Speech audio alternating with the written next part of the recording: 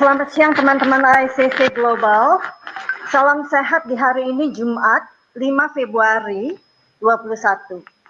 Nama saya Lani dari aecc Global yang akan menjadi host pada acara hari ini, di mana kami menjadi tuan rumah dari Excelsia College yang akan berbagi mengenai current entrepreneurship trend di masa pandemik ini. Memang dengan adanya pandemik ini banyak sekali bisnis dan pekerjaan yang sangat terdampak. Oleh sebab itu, kita juga harus ikut beradaptasi dengan perubahan yang terjadi. Salah satunya tentu juga menjadi entrepreneurs di masa pandemik ini.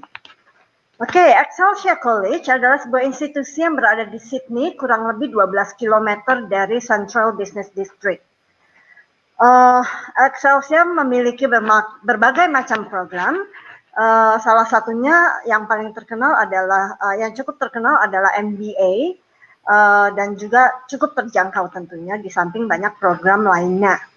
Hari ini Excelsia College akan diwakili oleh Bobby Abraham sebagai Chief Admissions Global Engagement and Partnership yang nanti akan menyampaikan current entrepreneurship trend di tahun 2021. Excelsia College juga memiliki kantor di Surabaya dengan manajer international of student recruitment bernama Ivan Leo yang juga ada di platform pada hari ini. Untuk mulai acara ini, saya juga ingin mengingatkan service aecc Global melalui 5 hal penting yang kami berikan pada student melalui service kami. Pertama, tentunya kami memberikan konsultasi gratis ke institusi manapun, terutama Excelsia College yang menjadi partner kami. Kemudian kami juga membantu student untuk memasukkan aplikasi ke Excelsia College, menerima letter of offer, dan membantu students untuk menerima offer yang sudah didapatkan. Kami juga bantu students untuk mendapatkan student visanya untuk mulai program di Sydney. Kemudian kami juga membantu persiapan keberangkatan student, seperti misalnya mencarikan akomodasi pada saat Anda berada di Australia, dan juga mengatur penjemputan apabila diperlukan pada saat Anda pertama kali tiba di Sydney. Itu sekilas info mengenai services yang diberikan oleh aecc Global, dan kami memberikannya free of charge tentunya. Okay, without further ado, saya akan langsung pass the floor to Bobby Abraham dari Excelsia College yang akan menyampaikan current entrepreneurship trend di tahun 2021. Teman-teman jangan lupa bertanya. Pertanyaan Anda boleh diketik di chat box yang ada di YouTube atau di Facebook Anda. Nanti akan kami tampilkan pertanyaan Anda. Jangan lupa ada 2 Grab vouchers untuk pertanyaan paling menarik yang kami dapatkan pada hari ini. Oke? Silakan Bobby. The Excelsia community is a very friendly one. Everyone's so ready to just help you. And Excelsia has been wonderful. Like, I never felt like I found I've enjoyed this course of multiple perspectives, including a Christian perspective. You have that opportunity to learn under the guidance of world-class educators. It's easy to get along with everyone. I've made some really good friends. That's why I chose Excelsia.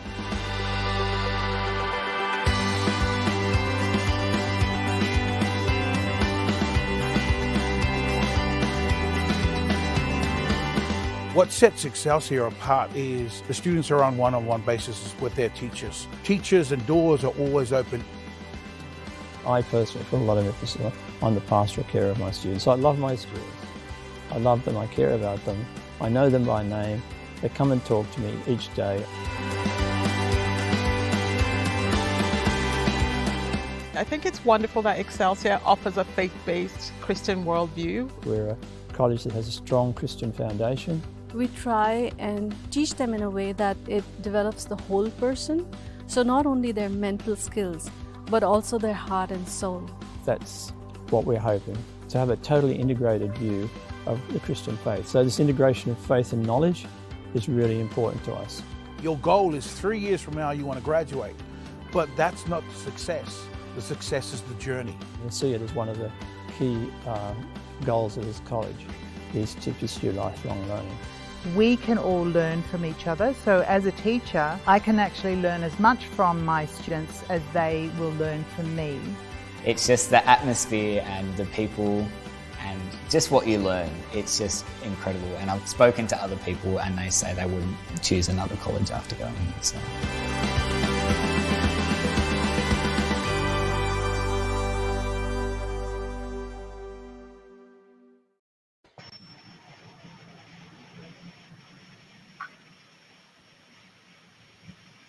Okay, silakan Bobby. I'll pass the floor on to you.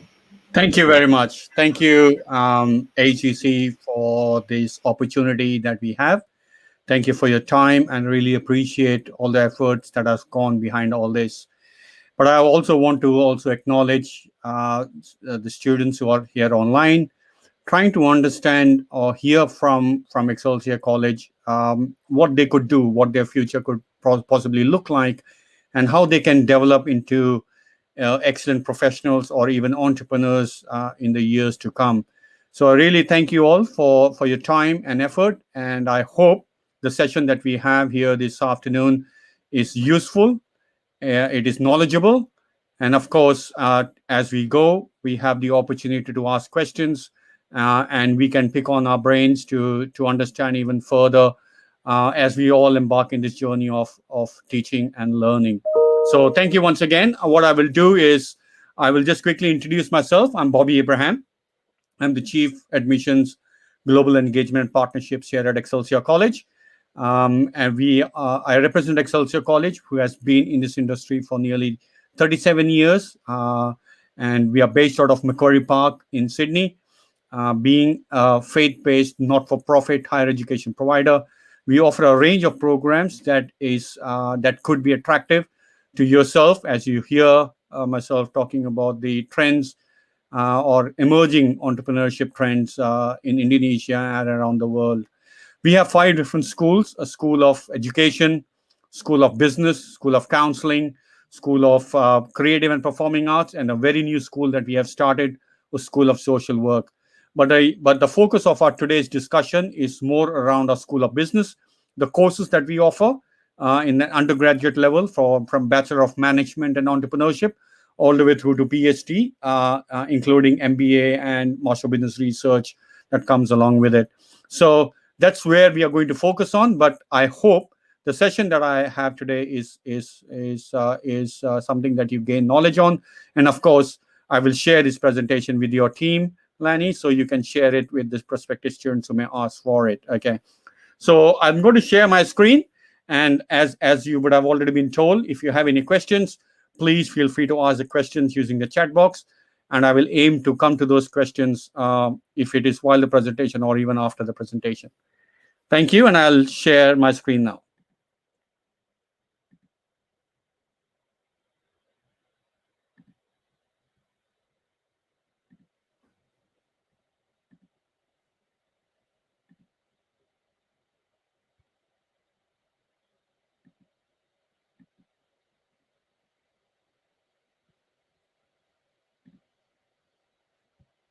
I think I'm just having a bit of a hiccup here. I'll just try and share that again. Oke, Bobby sedang mau share screen, tapi saya ulangi sekali lagi, ada 5 schools di Excelsia College. Pertama education, kemudian business, kemudian ada counseling, performing arts, dan yang paling baru adalah social work. Tapi hari ini kita akan fokus ke business school karena banyak dari student dari Indonesia yang juga tertarik untuk mengambil business school. I think we're having a bit of a hiccup here. I'm not able to upload it. Can I just send it over and you can upload it from your end? Is it? Yeah, sure. You can do that. Yeah. Okay, I'm just sharing it on the private chat for yourself there.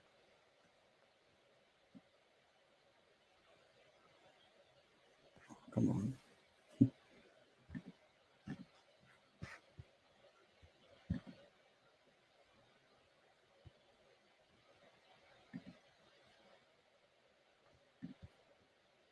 try and share it in an email if that is possible. I think there's some size issue here. Otherwise, you can send it by email to me and I'll quickly upload it. Sure, I'm just sending it to you now.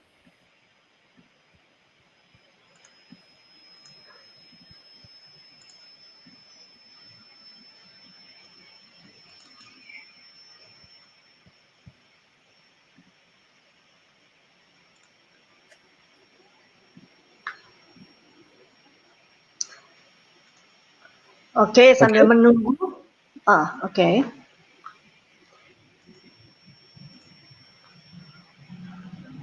Sambil menunggu, saya sekali lagi ingatkan bahwa Excelsia College ini terletak di Macquarie Park di Sydney, kurang lebih 12 km dari Central Business District yang ada di Sydney.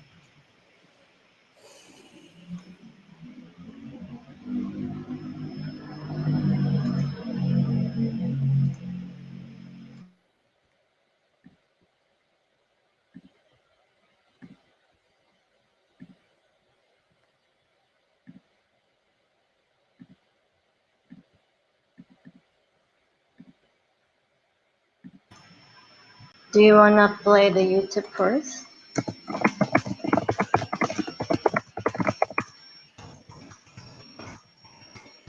The Excelsia community is a very friendly one. Everyone's so ready to just help you. And Excelsia has been wonderful. Like, I never felt like I'm far away from my home.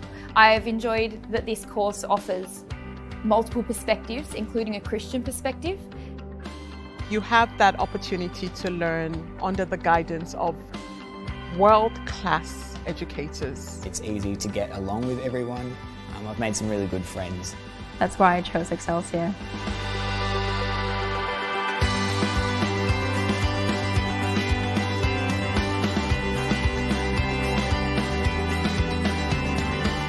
What sets Excelsia apart is the students are on one-on-one basis with their teachers. Teachers and doors are always open. I personally put a lot of emphasis on the pastoral care of my students. I love my students.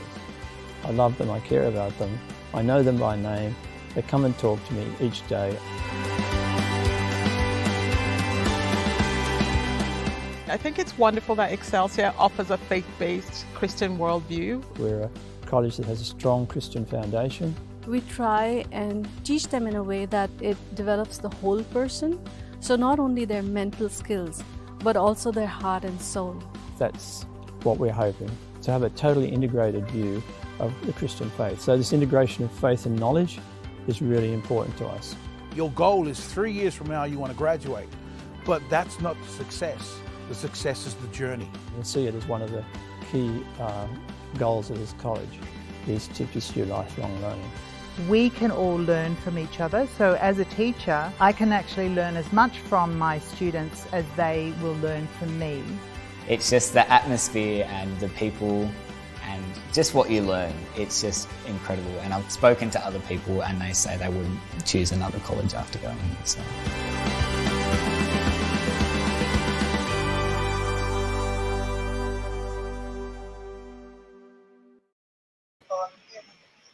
Oke, coba ya.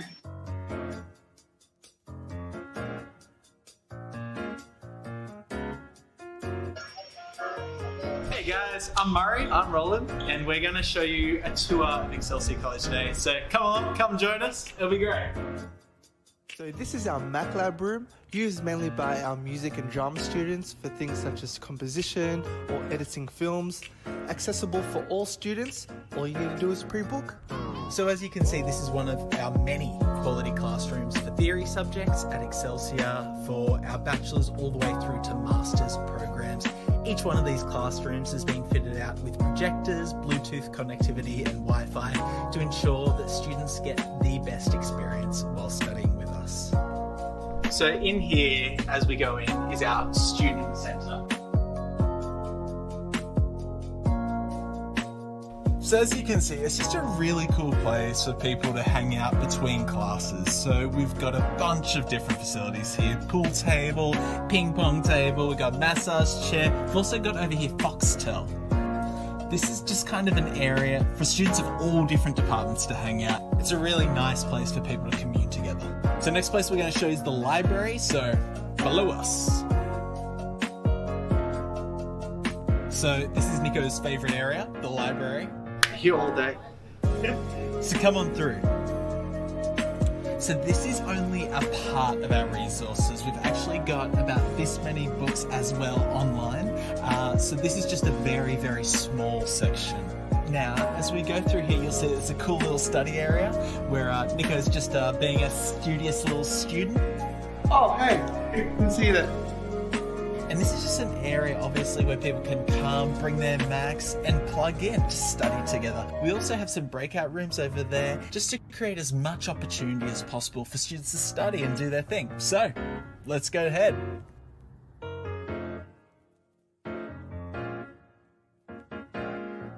So this is one of our performance rooms. As you can see, lots of space for Nico to do a cartwheel.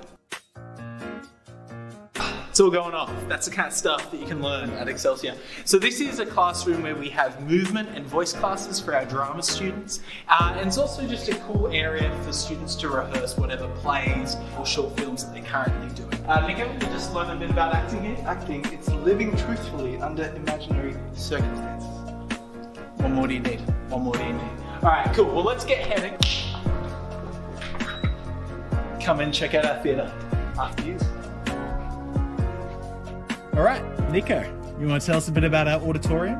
Over here, we have a 16 by 16 stage floor for both music and drama performances. And we've got a full state-of-the-art lighting and sound desk up there that drama and music students use throughout the year. So yeah, this is where all the live productions are. Music students will also perform here every Thursdays for their concert practices and for their recitals. And essentially drama students will have their performances here throughout the year. Now, come follow me and we'll show you where all of our props and costumes are created. So in drama, we've actually got a bunch of different subjects that you learn throughout the degree, such as costume, set, props design, as well as lighting and sound design. All of the sort of props and costumes and sets is done in here. This is where you learn how to design all those different properties. Nico is now going to show us into the music rooms. This room is mainly used for various ensemble classes. You've got rock, jazz, contemporary, worship. It's also used for theory, functional keyboard and oral lessons, and for epic rehearsal space. Okay, cool. So now we're at the Buddha Bar Cafe. This is a communal area where students can come to just, kind of hang out between classes, get to spend some time getting to know people from other departments in the campus. Some weeks it looks like a open mic bar where you get to, play music, do stand-up, do a poem or a monologue, kind of whatever you want.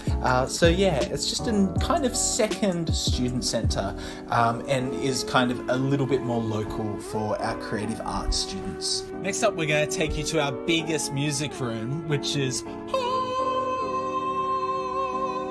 the choir room. This is where the magic happens for our choir rehearsals and the occasional classical concert practice. This is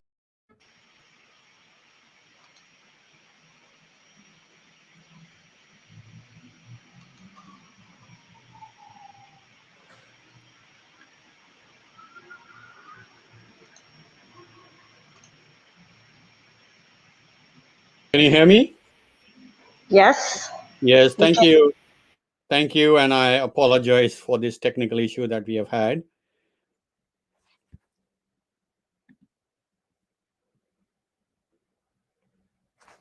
Okay. Am I ready to go, Lenny? Yes, you are. Okay, excellent. Thank you very much. Apologies for this technical issue, but I hope the session ahead is useful. So, guys, the point that I wanted to talk about today was around entrepreneurship. Why entrepreneurship, and what are the current trends that are there around entrepreneurship? And if you're sitting on the edge and wondering whether you should consider to be an entrepreneur at some stage in your life, and who are your role models, or who are the ones that you're looking at, I thought it will be good for us to just quickly run through those some of those points that we have, and consider whether entrepreneurship is a way to go, is the way to move forward in our career. Okay, so we'll go to the first slide that I have, and I wanted to list out all the top influential entrepreneurs of all times, and I've chosen 11, not 10, because I wanted to make sure that in my list of influential entrepreneurs, I have at least one woman, and you would be surprised that number 11 on that list is actually a woman, and I'm very proud of that, because that really shows how much or how far the entrepreneurship goals and how much of ambition people have had across the gender to become an entrepreneur. And when you look at it, the first, but when you look at the list, you will notice the first one on the list is Andrew Carnegie. And Andrew Carnegie, if you know, was the one who pioneered the manufacturing processes. And this was in the time, he died in 1919, but at the time when he died, he roughly made about $380 million, which is worth around 309 billion in today's currency. And that was more from the manufacturing point of view. That was a time when the world was going through industrial revolution, and as a part of industrial revolution, a lot of there was the rapid growth in countries that were developing, and so you would see that there was a lot of revenue or money that could be made, and through new inventions and new processes and procedures, Andrew Carnegie carved a name for himself. Number 2 on the list is Steve Jobs, and I'm sure you would all know who Steve Jobs was. Someone who pioneered or made people imagine what they could do, and that was more from the technology point of view. From even when people didn't have or were not so much aware of using computers to the level that we are currently right now, to be able to talk about revolutionizing mobiles, not just making phone calls, but to be able to use that for other sources. And so Steve Jobs really is a pioneer in that. And we have Henry Ford. I'm sure you would know who Henry Ford is. Someone again from the manufacturing, more from the automobile industry, having Ford under his belt. Someone whose net worth is about 1.1 billion when he passed on in his life. And then you look at number 4 to number 8 there. You have Mark Zuckerberg. We have Jeff Bezos. I'm sure you know that he probably is number 1 on the list now. His in terms of the money that he has generated or revenue that he has generated for Amazon, and him moving on in his career. Bill Gates, Larry Page, Sergey Brin, all of them have carved out a name for themselves in mobile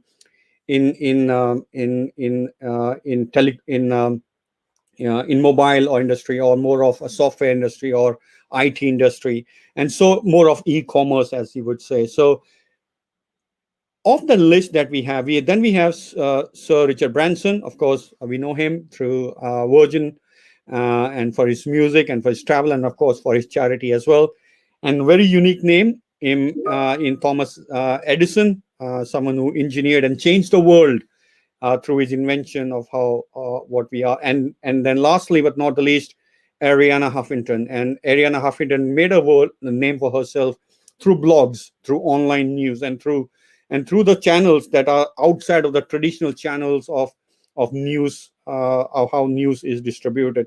And so currently we have talks around how much control Google and Facebook and other social media outlets have on promoting news, or what we call fake news, or whatever news that is influencing people's decision. In that list, in that slide from 1 to 11, you would notice that about 80% of them have carved a name for themselves in e-commerce or online industry. And I want you to remember that as we move on to the next slides.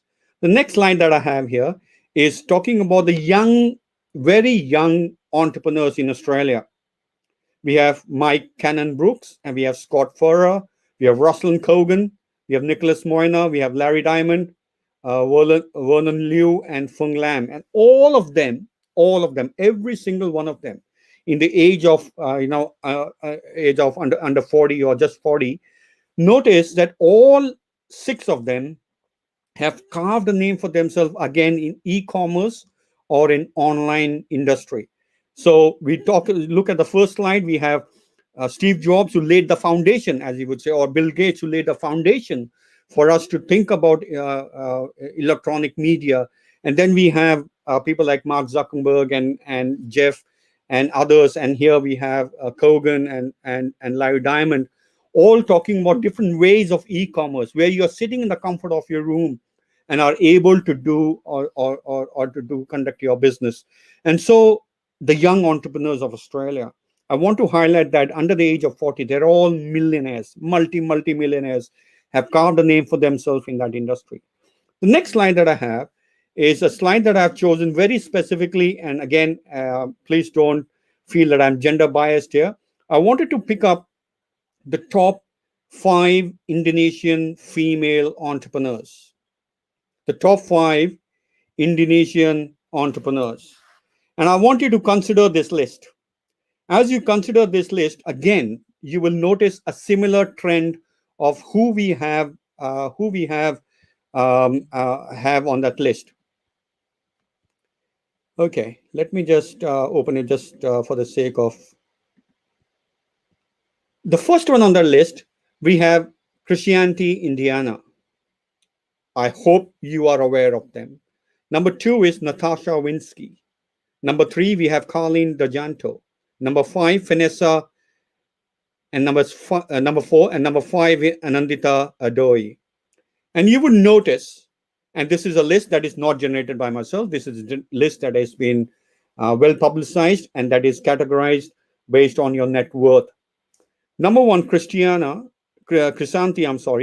you look at a founder of e-commerce company.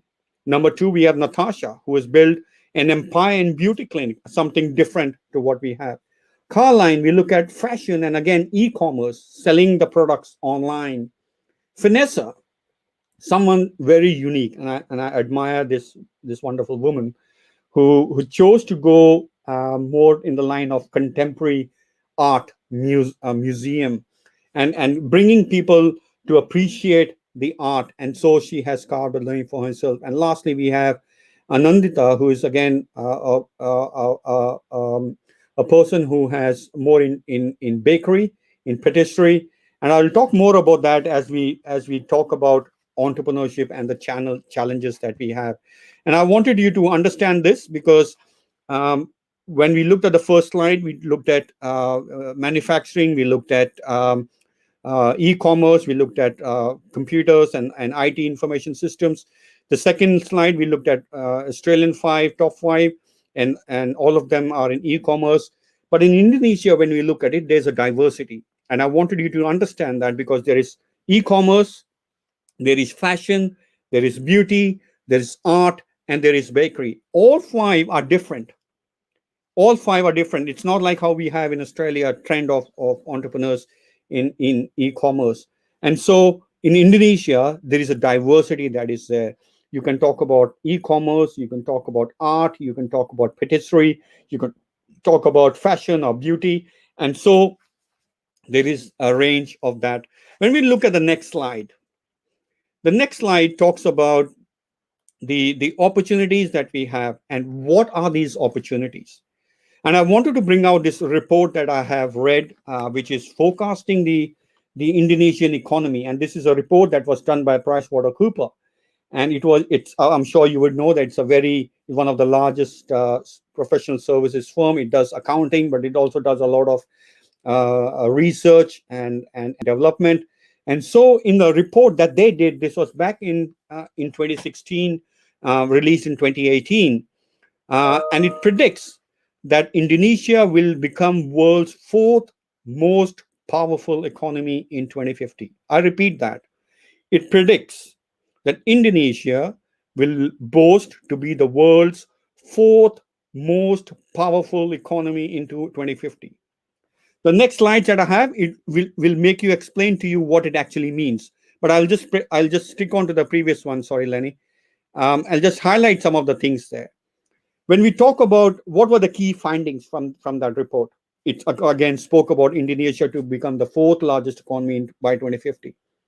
But it also spoke about some of the other things. For someone to go up, someone else has to go down. And so what it means is there's a shift of balance. There is a shift of balance, or the shift of power, when you say, and there is a shift of being heard in the world community. And so it says that the world economy from 2016 will more than double its size by 2050. So what the economy had in 2000 years approximate of the world is going to double in about 30 odd years. That is a huge growth from the world point of view. And it also is going to outgrow the growth in population due to the technology-driven productivity that is improvement. So we're talking about artificial intelligence, we're talking about VR, virtual reality, we are talking about different areas and ways and how we can improve the productivity. And it is through the improvement of the productivity that we see growth in economy. It doesn't happen overnight. It's not just about manpower and labor coming into force. It is also about improving the current set of processes and procedures. And so the world economy is expected to double in size by 2050. The emerging markets, E7, I'll talk more about that later, could grow around twice as fast as the advanced economies, or G7, on an average. So imagine the growth of the advanced economies, and the emerging markets are going to double its growth in the meantime. And as a result, the 7 largest economies in the world are projected to be emerging economies in 2050, led by China in number 1, India in number 2, and of course, Indonesia in number 4, as I previously said. US is expected to drop down to 3rd place, of course, maintaining its supremacy or being on the top 5 in terms of growth, in terms of productivity, and in terms of outputs. And so this to me indicates a very clear picture.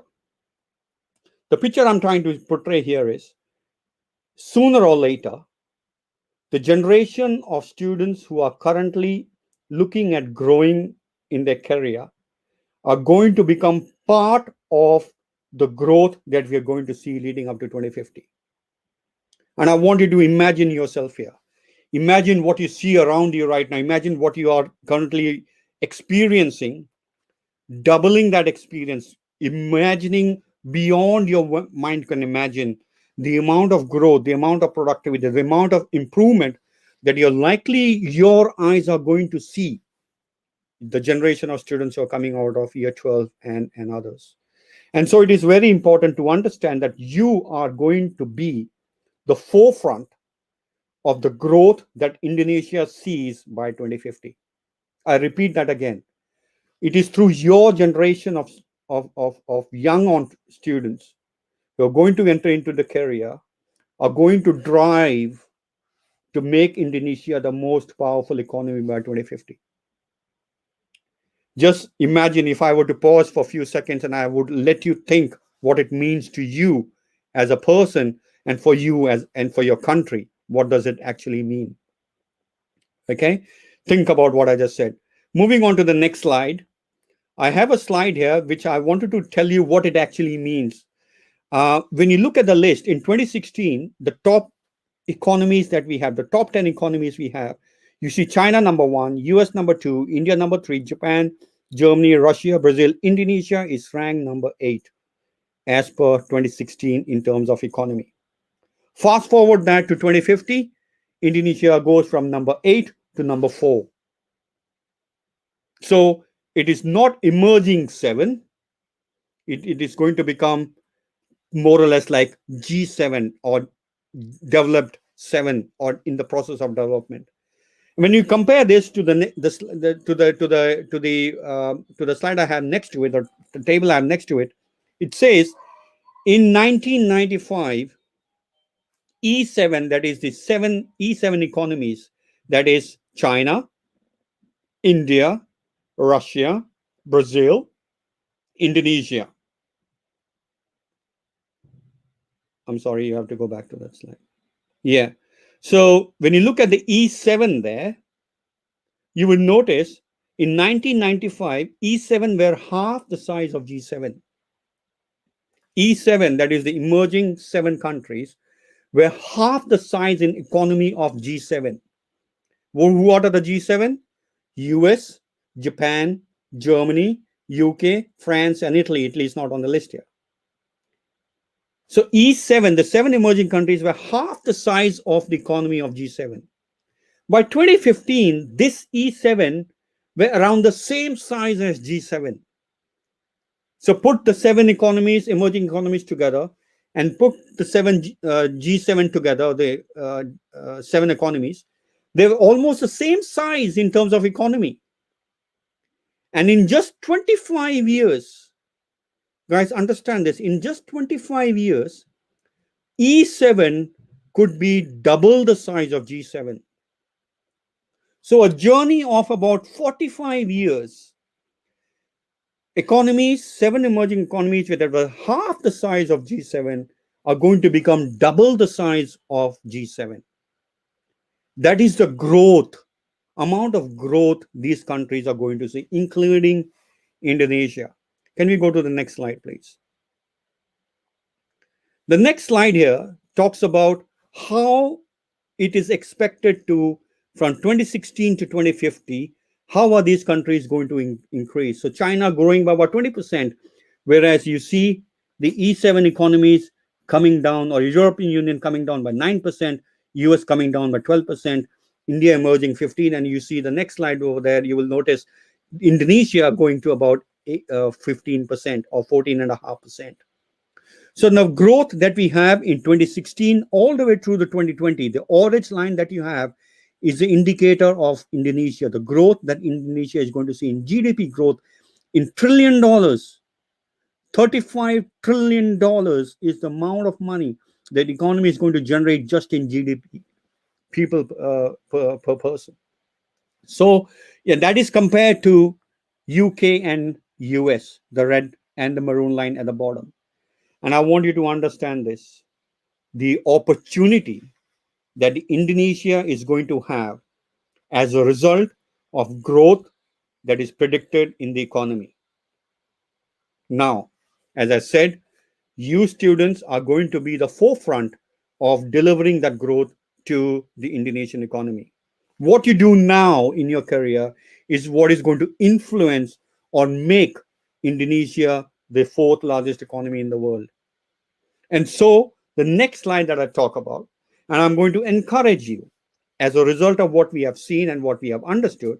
And if you go to the next slide, I want to make you understand, what does it mean to be an entrepreneur? I think we have a question here, I'm told. Is it too late for us to become an entrepreneur? It is never too late to become an entrepreneur. And I hope that if at all, if I am so motivated looking at these slides again and again, is it too late for me to become an entrepreneur? No. But the slide that I have for you, Valerie, actually talks about what does it mean to become an entrepreneur. What are the areas that I need to have to make sure that I can be a good entrepreneur? And there are 3 areas that I want to focus today, Valerie. Number 1 I have here is to be creative. The creativity. Number 2 is innovation. And number 3 is risk taking. I repeat this. The 3 fundamental elements for you to be an entrepreneur is number 1, to be creative, your creativity. Number 2 is the innovation that you can build up into your creativity. And number 3, how much of a risk-taking person are you? Now, when we consider these 3 areas, I want you to quickly reflect on the slide that I showed you about the 5 top entrepreneurs in Indonesia. Right? In the slide, you saw the first one, you have someone who is in e-commerce. Number 2, someone who is in art and museum. Number 3 was someone in fashion or in beauty. Number 4 was someone in an online product, more in fashion. Number 5, and this is the most creative story that I've ever heard. This is of a woman, Anandita, who was willing to believe in what she wanted to do. What was her belief? To start her own patisserie, right? And make it a global brand. But while she was doing it, guys, for about 5 to 8 years, or early on in her career, she was baking herself and selling. So she would bake in the morning, get up early in the morning, bake the patisseries, and then she would go for work, her normal, usual 9 to 5 work, make the money, come back and invest into this dream that she had. And she did that for years after year after year. And this is what it means when we say risk taking. Being creative, I know I can make world class patisserie. Innovation, I do not have the innovation or the technology, but I have e commerce and I can use that to promote my brand. But while I'm doing this, I'm willing to work myself, and I'm going to invest the money that I earn doing my second job into what I am doing that I want to believe in. That is what it means when you say create risk taking. All the hard work, all the money being invested into that. And so you see, as a result of this trends that we see in growth, in opportunities, in entrepreneurship, you notice that even Europe has now started its program that encourages entrepreneurship. Horizon 2020 program. US has rolled out federal investment programs to assist young US-based companies, and China is currently implementing state-backed programs to remove roadblocks to make entrepreneurship go mainstream. What does that mean? It means that countries like China, countries like India, countries even in Europe, in US, they are investing in the future minds of people who can become an entrepreneur without any hiccups. And that is a very, very good trend that we can see. And I'm sure it is similar in Indonesia as well right now. Over to the next slide, please. The next slide talks about who are the people who are willing to take those, become entrepreneurs. And I call you as listeners millennial entrepreneurs. Who are these millennial entrepreneurs? They are not baby boomers. They are millennial. So who are these millennial entrepreneurs? They are tech addicts. Someone who is very addicted to technology. Someone who is an experience seeker. You know, we can see that in TikTok, in videos like TikTok and Instagram and in Facebook and other social media channels. You find the millennials investing a lot of time in the social media channels because they're tech addicts, they're experience seekers, and their values are different to the values that we had in the previous generations. They value purpose, they value relevance, they value authenticity. And so when you're trying to become an entrepreneur as a millennial, you're looking at someone with a purpose, someone with relevance, and someone being authentic or an authenticity in what they are promoting. The next slide, please. Thank you. It talks about how the state of globalization is going to help you become an entrepreneur. So as an entrepreneur, you need to make sure that you're creative. You need to have innovation in your creativity, and also you need to be risk taking. But just by that, what else can I get to become an entrepreneur? Because I need to be a global entrepreneur.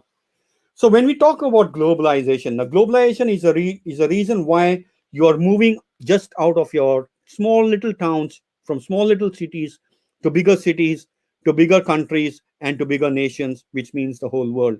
It is the globalization that drives you into that. Number one is the technology entrepreneurship. What is technology entrepreneurship? Technology entrepreneurship means it's reinforcing the rise of innovation ecosystems. That is to say, more and more, there is a lot of engagement between new ventures, that is entrepreneurs, and small and medium companies with large corporations. So if I am innovative and I have a product that I can sell to a wider or a bigger organization, can I make an app, say, for example, for Apple Store? Can I make an app for Android, for Android phone? So giving you an example, so it is not your innovation can also become part of the small, medium companies or even large corporations. The globalization also facilitates transnational entrepreneurship. What that means is You are growing in corporations and you're able to create your own business in same or similar sectors. You're continuing to grow. So if you are in, for example, in hospitality sector in Indonesia, how can I link my hospitality sector in Australia or in UK or in US? And how can I grow and have those franchises in those countries? A transnational entrepreneurship. Over to the next one, please. And last we have, there is a social entrepreneurship, a growth that we have, the social media channels that we have. So the globalization is a trend that grows through transnational, through social, and of course through the e-commerce sector that we have. And I want to stop here, and I want to finish my presentation here, and I want you to think for a moment. What have we spoken about today? What are the challenges that we have? What are the opportunities that we have? What we heard here is Indonesia is expected to become the 4th largest economy by 2050. You as students are going to be the people who are going to drive that economy. Your eyes are going to see that growth. And so, what does it mean to become an entrepreneur? You need to be creative, you need to be innovative, and you need to be able to take a risk. Once you're able to do that, you're able to use your product, your idea, and the globalization that happens through social interactions, through virtual interactions, through all other interactions that you may have, facilitated by intercommunication of the countries, is something that you are able to grow as a person or as an entrepreneur. And so at Excelsia College, we offer programs that facilitates the opportunity for students to become entrepreneurs. We have a program in Bachelor of Management and Entrepreneurship. It's a 3-year bachelor program that fully engages a person's mind in becoming an entrepreneur. As part of the program, you have an opportunity to do industry placement. The 5th semester of your studies, you go to industry. We provide that, facilitate that for you. You go to the industry and you work and you gain that experience for you to become an entrepreneur. Then we have an MBA program that again talks more about operation management and takes you into that organizational leadership areas. We have a research and PhD in a similar area. And so I want to finish my presentation here, and I want to open the floor for discussions and for questions. I know I'm just on time. I hope this presentation has been useful for you, and I hope we continue to have these interactions. Thank you, Lenny. Thank you.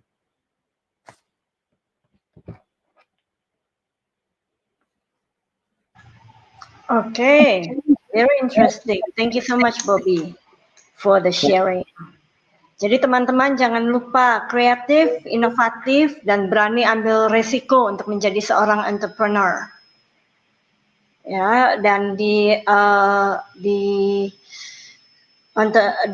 Excelsia College ada beberapa program tentu yang bisa menjadikan kita belajar menjadi seorang entrepreneur. Di bachelor degree program, di MBA-nya, di master dan juga di PhD dalam program bisnis yang disediakan oleh Excelsia College. Dan jangan lupa di bachelor program ada juga program internship-nya di 1 tahun terakhir, di mana kita ditempatkan di industri dan harus bekerja untuk industri di mana kita ditempatkan. Mungkin ada pertanyaan dari teman-teman, jangan lupa ada Grab vouchers yang diberikan untuk pertanyaan paling menarik, 2 pertanyaan paling menarik. Oh, one question, Bobby. On the internship part, will students get paid on the internship part? No, internship is in the undergrad programs where it is part of a course. We do not have it is not paid internship. It is an opportunity for students to learn and get that local experience that is required for them. And that is provided by Excelsia College. Oke, jadi karena memang harus punya pengalaman bekerja untuk internship di bachelor ini tidak mendapatkan bayaran. Another question, Bobby, how about learning system during the pandemic. Students know that the border is not open, and we don't know when the border's gonna be open. It's a question that I don't have a straight answer to. I think even today there was a cabinet meeting and the Prime Minister of Australia made few comments, and it was not around when we will have international students in Australia, but it was more about safety. And I think precaution is always better than cure. As we say, prevention is better than cure. So the idea here in Australia is that everyone in Australia is going to be vaccinated, and the prediction is by end of October, the entire Australian population is going to be vaccinated. And following that, the expectation is that the people will be allowed to come to Australia. Borders will open as a consequence of that. And that possibly would mean that anyone who is coming into Australia carries a proof of vaccination that they have undertaken, and the result of their own swab test that they would do. So I think that's a new world that we are going to live in. And I think it is not just for Australia. It will probably be also for Indonesia, as more and more Aussies come to Indonesia, and we'll probably be required to take a proof of the jab that we have had and a proof that we are COVID negative. It's a new norm, but I think that's where the world is heading, at least in the short term, if not in the long term. Having said that, the question that you raised, how it is for students who are not able to come, what I'm going to say is that we want to give all students the opportunity to experience studying in Australia, not just studying online, but studying in Australia. And so what that means is we are not asking any student, we are not forcing any student to study online. It's your choice. If you want to study online, we will allow you to study online, maybe one unit. But we expect that when you come here, for the experience and for the outcome and the support that we can provide, it is better when you are here in Australia. And I think I'm expecting that by September, November, or November this year, we will have the borders open and students will be able to travel. Okay. So if students want to comment in July intake, for example, and the border is not open, you are not quite suggesting that they should start. They should wait until the border is open and fly there. And I don't mind them starting one unit online. We also need to understand the time difference there. We do not do record classes. We do live classes for our students. And so what that means is that students will be really getting up quite early in the morning to attend those classes. We can certainly put them in some of the classes which are recorded, but that does not necessarily provide them a good teaching and learning environment. So, which is what a lot of other providers are doing, giving them access to recorded sessions. But we have made a decision at Excelsia College that we will try and be as real as we can, or as live as we can with our students. And so if the students want to do one unit online, they can take an afternoon unit, which is morning for you. And that would mean that you are able to do at least one unit online, and you are continuing your studies. And when you come to Australia, you do the rest of the units.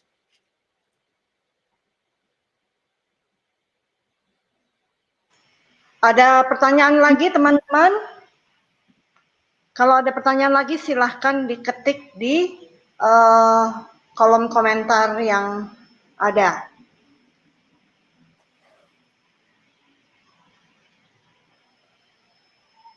Ada satu pertanyaan mengenai post-study work visa. So there is one question on post-study work visa, Bobby. Will students get a post-study work visa after graduating still? See, post-study work, right, is for a student who has studied at least a 2-year program. Yes, yeah. And out of the 2 years, at least 16 months in Australia. So we are talking, if you are an undergrad student, even if you're not able to come for the next 1 year and you study full-time, you still will be eligible for post-study work rights. If you are going to study a postgraduate program, it's a 2-year program, and you start in July, definitely by Feb next year, you will be here in Australia, so you will be able to still get post-study work rights. Nevertheless, having said that, the Department of Home Affairs with DFAT has worked to ensure that all students who are affected by COVID, their online studies are also counted towards post-study work.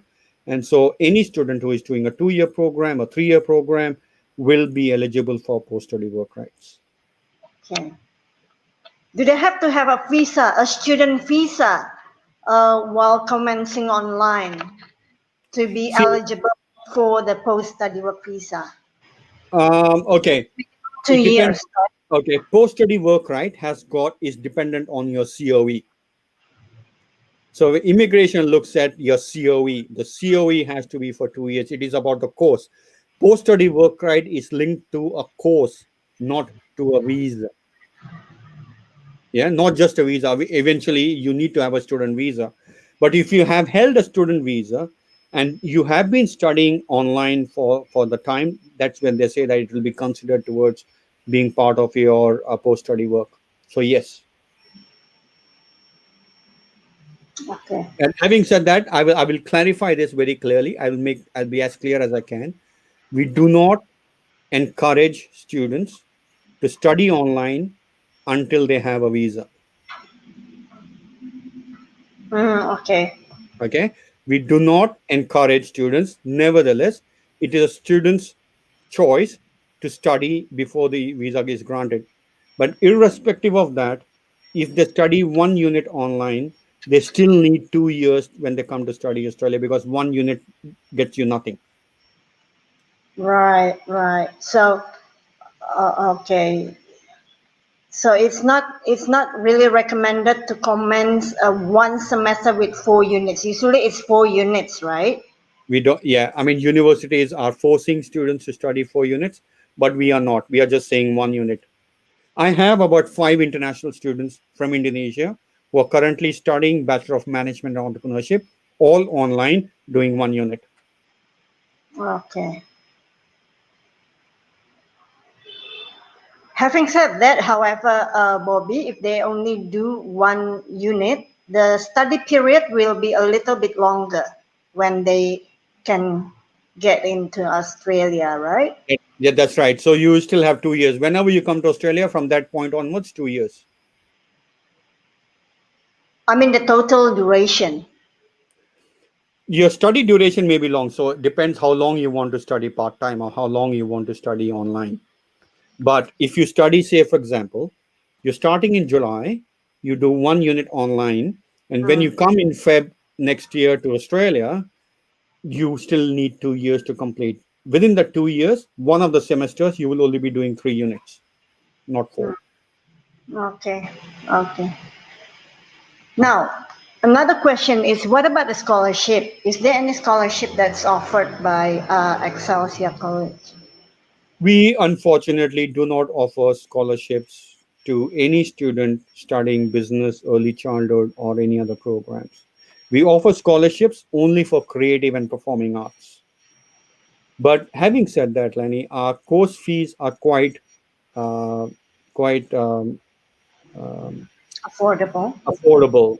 And when we say affordable, we mean we keep that because we are a not-for-profit organization. So, on an average, if a university is charging, a higher provider charges for the same bachelor program $15,000 a semester, our course fee is about $8,200 per semester. So without any scholarship, without any discounts, without anything else, our fees are quite affordable. But having said that, I think it's very important for you to know that when you are considering scholarship, it is not just about discounts, it is not just about scholarship. What it actually means is, what are you going to pay from your pocket? Right? You may have 50% scholarship, but you may still be paying a very high fee compared to someone who has got no scholarship and still paying lesser fee. Do we the question around I know I have been asked this question few times, and I'll mention this, that we do not there are no discounts or there are no scholarships that we offer, be it online study or face-to-face study. And what it means is that anyone who's studying that program online is we make sure that they get the same value in teaching and learning experience as you would have been when you were studying it face to face. So I think it is only done when only can be shared when it is experienced. And I'm sure if you were to experience that, you will realize the amount of effort that we put for every single student studying at Excelsia College. Okay, there is another question on. I think in the interest of time, we will have one more question about PhD study. Is it a normal PhD study process? Like you have to have a supervisor, you have to have a research proposal, you have to have a supervisor before being able to apply. How does it go in Excelsia College? Thank you for that question. I think if you have a student who wants to study PhD, they must definitely have a proposal, but they do not need to have a supervisor. We will appoint a supervisor for them. So what happens is, if you want to study PhD, you will write a proposal. We will get that proposal. Our research committee will review that proposal, and if it is approved, they will allocate a supervisor for you. So you do not have to find a supervisor. We do not expect. But having said that, if you do not meet the criteria of being able to write a proposal, and we feel that you are not there yet, we have a pathway. We have a pathway for you to study Master of Business Research that allows you to to learn about proposals and how to write proposals, teach your research methodology, and then you can proceed towards your thesis work in PhD or research. All right. Okay. What about journals, Bobby? Do they have to have journals as well, just to show that they have experience? We expect, generally someone who is able to write a proposal or someone who is willing to do a PhD would have done some kind of a research, and they would already have a journal, or they may have written a chapter. Not more or less a chapter, but more of a journal or an article, an international article, any research that they have done or that has been published, that has been reviewed, which has gone through a peer review and has been approved and it is published. We definitely do consider that. All right. There is one we offer post-study work visa for graduation. I think we answered that. No rush question. You may. Okay. Yeah, I think we answered that. Yeah. On post-study work visa selama Anda sekolah kurang lebih 2 tahun, either bachelor atau kalau bachelor biasanya 3 tahun, kalau master 2 tahun. Selama Anda sekolah 2 tahun, Anda akan mendapatkan post-study work visa. Oke, ada pertanyaan terakhir.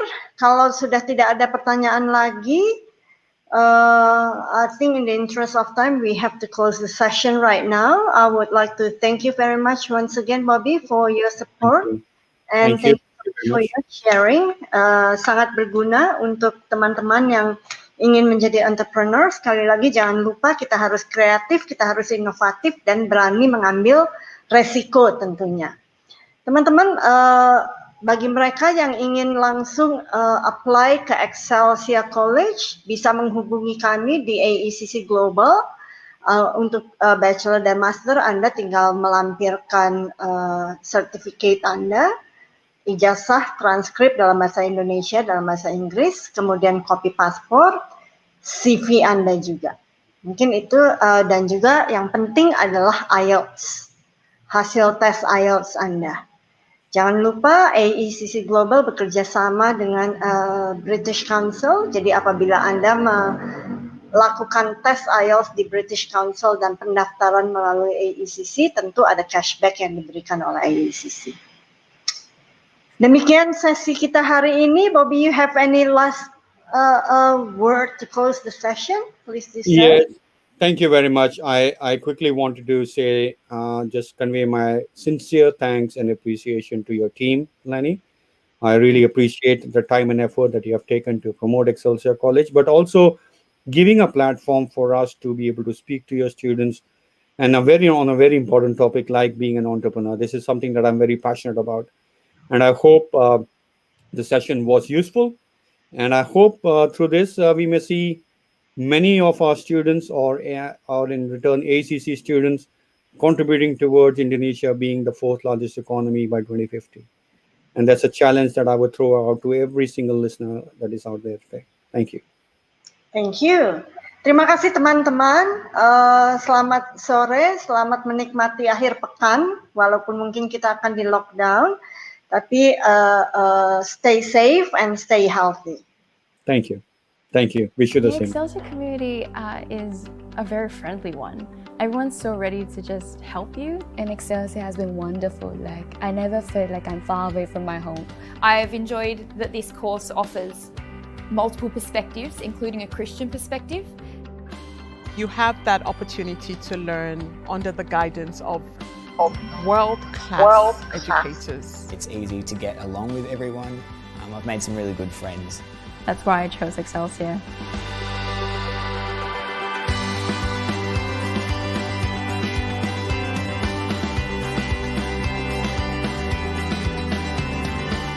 What sets Excelsia apart is the students are on one-on-one basis with their teachers. Teachers and doors are always open. I personally put a lot of emphasis on the pastoral care of my students. I love my students. I love them, I care about them. I know them by name. They come and talk to me each day. I think it's wonderful that Excelsia offers a faith-based Christian worldview. We're a college that has a strong Christian foundation. We try and teach them in a way that it develops the whole person, so not only their mental skills, but also their heart and soul. That's what we're hoping, to have a totally integrated view of the Christian faith. So this integration of faith and knowledge is really important to us. Your goal is 3 years from now you want to graduate, but that's not success. The success is the journey. You see it as one of the key goals of this college, is to pursue lifelong learning. We can all learn from each other. So as a teacher, I can actually learn as much from my students as they will learn from me. It's just the atmosphere and the people and just what you learn. It's just incredible. And I've spoken to other people and they say they wouldn't choose another college after going here. So.